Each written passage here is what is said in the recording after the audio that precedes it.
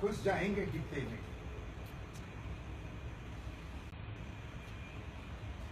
खाली होगी बेंच, यदि पूरा डिब्बा,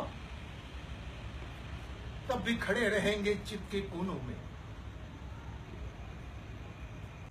या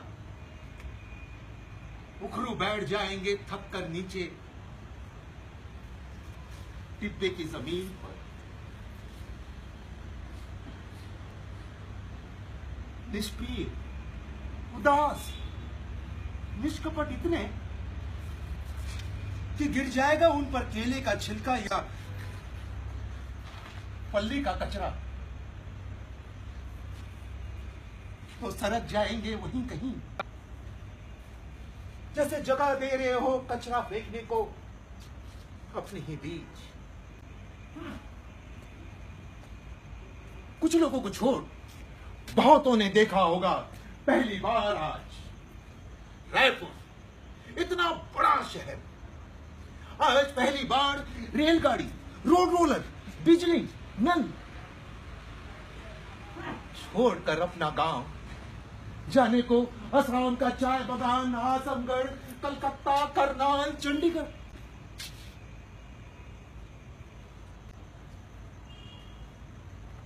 लगेगा कैसा उनको कलकत्ता महानगर? याद आने की होगी बहुत थोड़ी सीमा। चंद्रमा को देखेंगे वहां तो याद आएगा शायद गांव के छानी छप्पर का सफेद रखिया, आकाश की लाली से लाल भाजी की बाड़ी। नहीं होगी जमीन जहां जरी खेड़ा भाजी, आंगन में करेले का घना मंडप, जिस पर कोई ना कोई हरा करेला छुपकर हरी पत्तियों के बीच टूटने से छूट जाता, दिखलाई देता जब पककर लाल बहुत हो जाता। देखेंगे जब पहली बार सुबह शाम का सूरज छूट कर रह गया वहां, दिन छूट कर सुबह शाम का सूरज, दूर हो जाएगी गवाही याद आने की अधिकतम सीमा से भी। क्षितिज के घेरे से बड़ा और मजबूत कलकत्ता का है घेरा, कि अपनी ही मजबूरी की मजदूरी का गरीबी उससे बड़ा नहीं। मैं नहीं पहुंच सकता नांदगांव, मरकर भी या जिंदा रहे। टिकट कर दूं वापस, चला जाऊं तेज भागते गिरते पड़ते हफ्ते।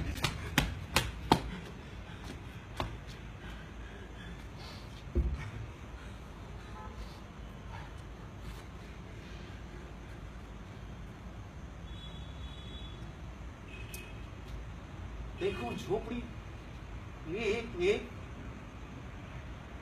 कितनी खाली, क्या था पहले क्या है बाकी।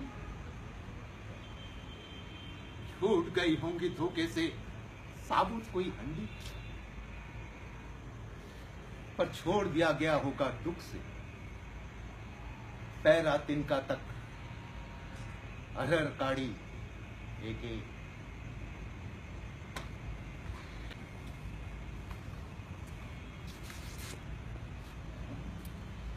समय गुजर जाता है, जैसे सरकारी वसूली के लिए साहब दौरे पर। फिलहाल सूखा है, इसीलिए वसूली स्थगित।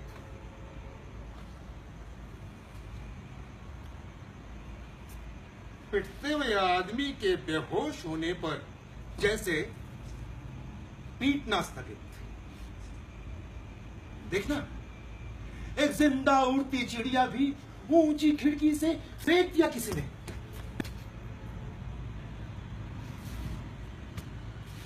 मरी हुई चिड़िया, बाहर का भ्रम, कचरे की टोकरी से फेंका हुआ मरा वातावरण, मर गया एक बैल जोड़ी की तरह एक मुश्त रायपुर और बिलासपुर। इसे महाकौशल कहा या छत्तीसगढ़। मर गया प्रदेश, मर गई जगह, पड़ी हुई है उसी जगह उत्तर प्रदेश, राजस्थान, बिहार, कर्नाटक, आंध्र। बिखर गए बैलों की अस्थि पंजर सी सब जमीन, उत्तर से दक्षिण। जमीन के अनुपात से आकाश को गिद्ध कहूं, इतना भी नहीं काफी जितना एक अकेला गौठिया का। फिर मरे हुए दिन की परछाई, रात अंधेरी, शब्द खेत, शब्द पत्थर, मेड़ के नीचे धसे पत्थर, बल्कि चट्टाने, फॉसिल भी फसले।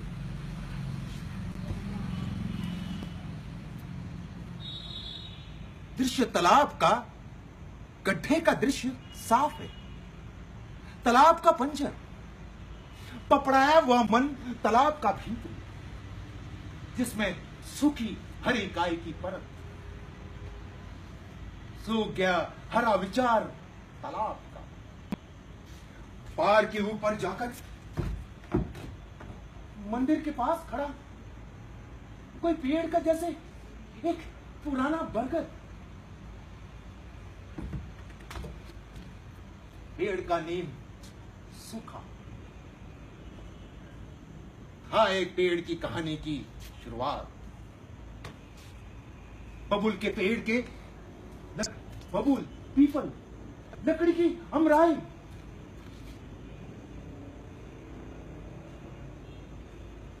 एक गरीब खेतिहर के बेदखल होते ही छूट कर रह गई जमीन। जमीन का नक्शा बनकर टंग गई जमीन दीवार पर कि हिमालय एक निशान, हिमालय के नक्शे। बस चिन्ह नदियों के, पुल, रेलगाड़ी की पटरी, सड़क और निशान समुद्रों के। नक्शा पूरा टंगा हुआ देश का दीवार पर। कहां नांदगांव, उसमें मेरा घर। बहुत मुश्किल ढूंढने में परवी नाला, नदी मुहारा, रास्ता पगडंडी का, घर आंगन, एक पेड़ मूंगे का अजिया ने जिसे लगाया, दो पेड़ जाम के, बाप जी बड़े भैया के और चाचा की छाया। अम्मा से तो एक एक ईंट खरीदी और चूल्हे की आग बहुत थक कर एक कोने में पड़ जाती। बहुत मुश्किल इन सब का उल्लेख नक्शे।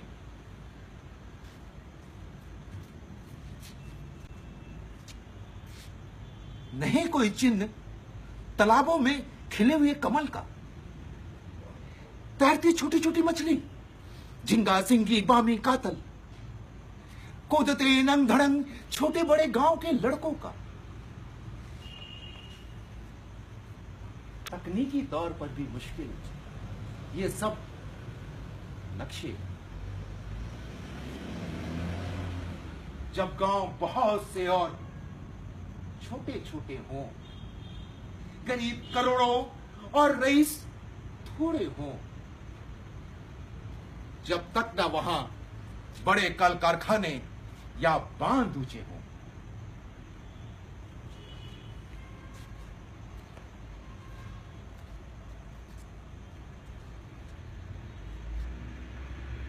बिना जाते हुए प्लेटफॉर्म पर खड़े खड़े जब याद आते हैं नांदगांव पहुंचने के छोटे छोटे से देहाती स्टेशन, उधर से रसमड़ा, मूड़ी पार, परमाल कसा, इधर से मुसरा, बांकल, अब लगता है मैं कहीं भी नहीं, बस निकाल दिया गया हूं दूर कहीं बाहर सीमा से। लिए हाथों में एक झोला और एक छोटी पेटी का अपना वजन।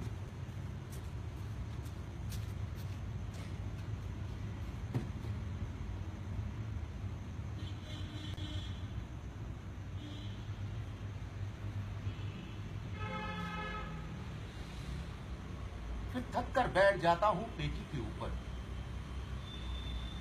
और इस तरह खरे खरे थकने से पछताता हूं।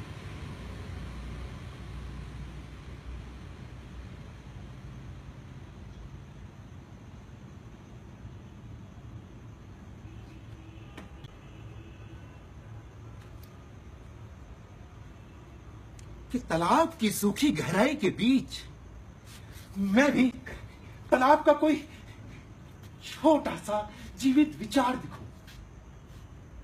जिंदगी में गीले मन से रिश्ता हुआ पीपल की गहरी जड़ों को छूटे, खेत के बीच कुएं के अंदर झरने सा फूटूं,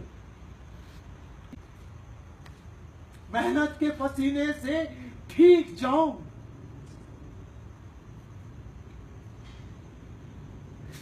पलट कर वार करते हुए बुरे समय के बाढ़ के पानी को दीवार से रोकता बांध का परिचय दूं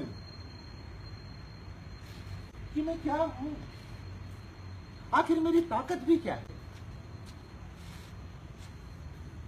बांध को रोकने वाली दीवार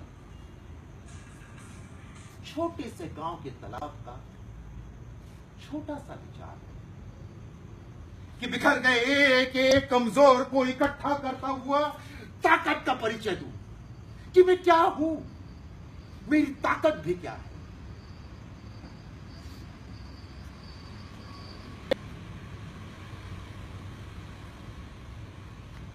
इकट्ठी ताकत तो एक एक कमजोर का विचार है। गूंजी तब गाड़ी की तेज सीटी, कानों में हवा साए गूंजी, अंधेरे अधर में लहर गई एक हरी बत्ती, किसी खूंखार जानवर की अकेली आंख अंधेरे में हरी चमकी। चलने को है अब हर हमेश की रेलगाड़ी। हड़बड़ाकर मैं पेटी से उठा कि हाथ का झोला छिटक कर दूर जा पड़ा। गिर गया टिफिन का डब्बा झोले से बाहर लुढ़कता खुलता हुआ। रोटी और सूखी आलू की सब्जी को बिखराता ढक्कन अलग दूर हुआ। अचानक तब इकट्ठे भूखे नंगे लड़कों में होने लगी उसी की छीना झपटी। मेरी छाती में धक धक, मेहनत के आगे भूख का खतरा हर हमेश। कांप के पैर, अरे रोक दो, मत जाने दो मजबूर विस्थापित मजदूरों को। कहां गया लाल झंडा, लाल बत्ती, गाड़ी रोकने को क्यों नहीं जाता सामने सूर्योदय, लाल सिग्नल सा। खींच दे उसमें से ही कोई जंजीर खतरे की, ये पहुंचे कोई इंजन तक, कर ले कब्जा गाड़ी के आगे बढ़ने का, पलटा दे दिशा गाड़ी की। कूदे सब दरवाजे खिड़की से डिब्बे के, लौटे लेकर फैसले का विचार लश्कर, छोड़ दे पीछे मोह कचरे की गृहस्थी का, टट्टा कम चिरपासी की बटकी हंडी भी।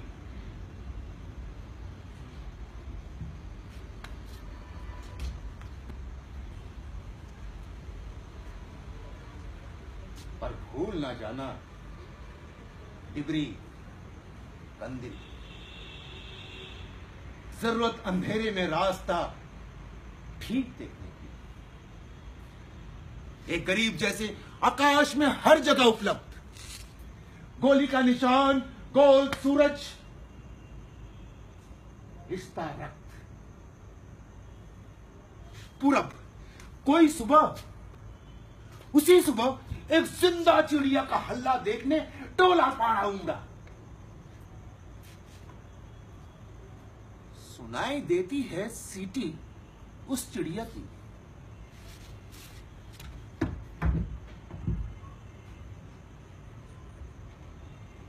बुलबुल ही शायद दिखलाई नहीं देती। कहां है? एक ने कहा मुझे दिखी, उसे घेर कर तुरंत जमघट हुआ। बुलबुल चिड़िया दिखाने को बच्चों को कंधे पर बिठाए लोग, इस तरह भविष्य तक ऊंचे लोग, सबके इशारे पर एक टक नजर उधर, वहां